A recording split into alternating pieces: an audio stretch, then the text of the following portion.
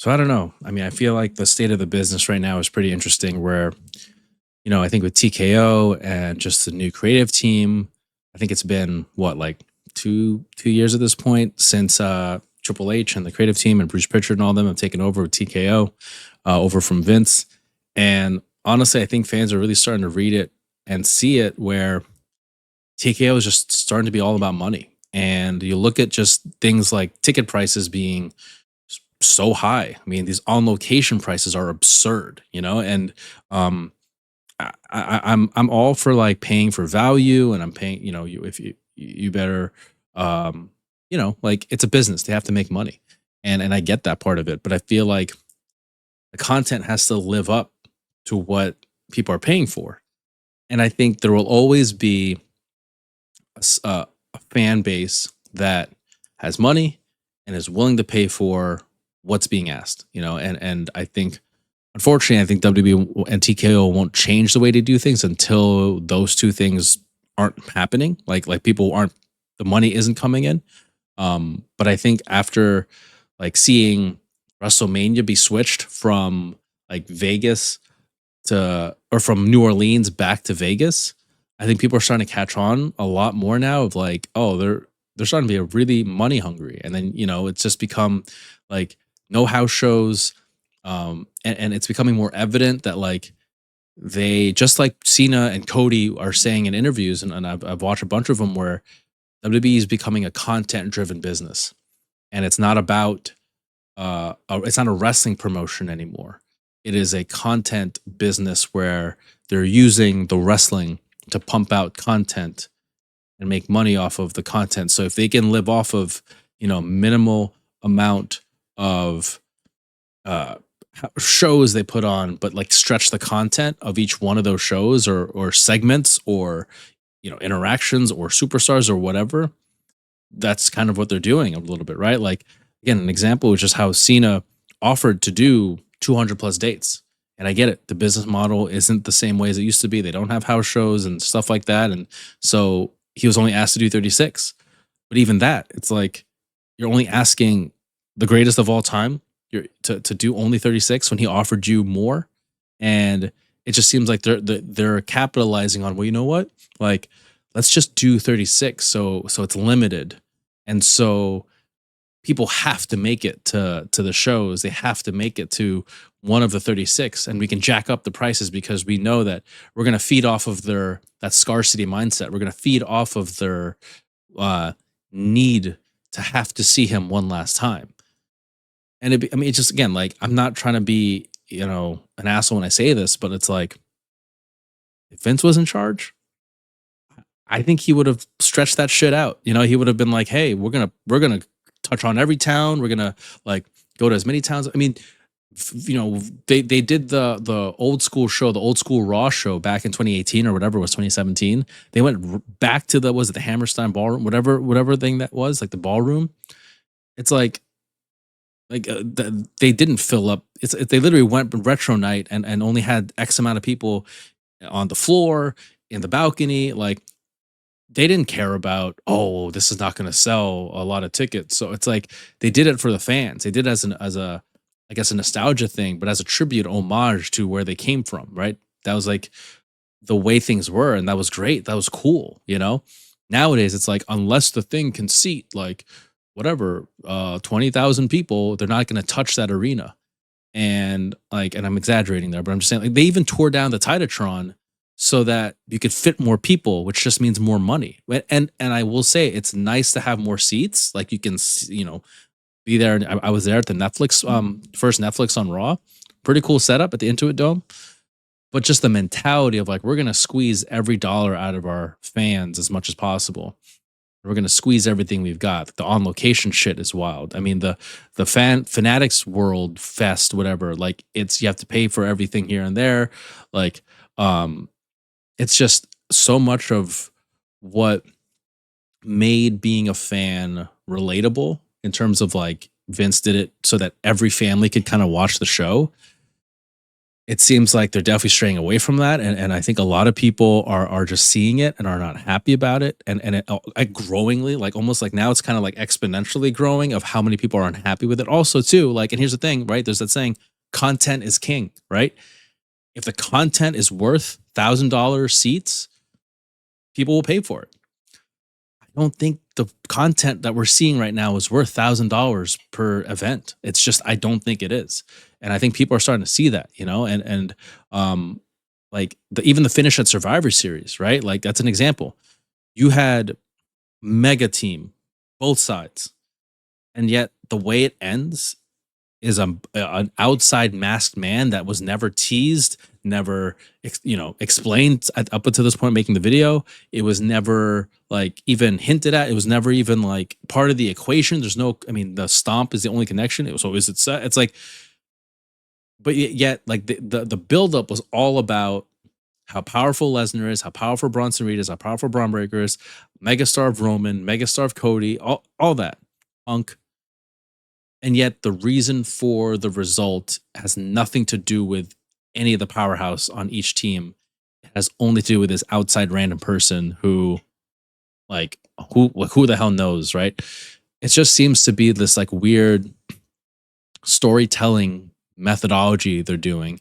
And even go back to WrestleMania 41. I was me and my brother were at the crowd. It's like, yeah, we get it. Everyone's like, putting aside the whole Rock thing. It's like, I don't like, it's hard to imagine though that yes, if the people wanted the Rock to show up for sure. I wanted the Rock to show up, but it was pretty clear and obvious that he wasn't showing up. Especially if you're in the back. I can't imagine Triple H and all them in the back are like, oh, it's like 5 minutes before the match is about to start. I wonder if Dwayne's going to show up. It's like, no, he's not there, right? They knew he wasn't going to be there, and that was the best they came up with. Like they knew Dwayne wasn't showing up, and they decided to take Travis Scott and him being the only run-in, and he took so long at his entrance, and that was it. Like that's what he came up. It just, and you brought the ticket prices were crazy. It's just like this whole notion of like, I don't know, like they're limiting the amount of opportunities for us to see shows, but when we do see a show and a lot of people pay their hard-earned money at it, it's like they're treating it as if we should be thankful to even watch a show. Like we should be thankful that we just got to see John Cena. We should be thankful we just got to see, Roman for like 5 minutes at the end of a Raw or whatever it is. Like, and I'm a massive fan of Roman, and I love, like just a lot of what they've been doing with him. I'm just saying like the methodology, the creative methodology of how they're doing this. Like how many times are we going to see the War Raiders on a Raw, right? And then they're not on a PLE. Like what's the purpose? Like one person I saw on TikTok say like, you don't even need to watch SmackDown or Raw anymore to find out what's going to happen on a PLE because it just doesn't seem like they're any more related. How many times has a SmackDown ended and I'm going like, what storyline got progress there? Like nothing got, the storyline didn't get pushed further along. Like that was random. Like that seemed like that was very just like filler.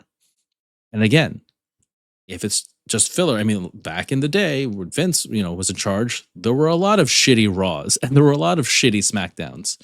But the difference was that there were house shows and live events and pay-per-views every month. And there were like, Sunday Night Heat, Velocity. Like you could watch the wrestlers often.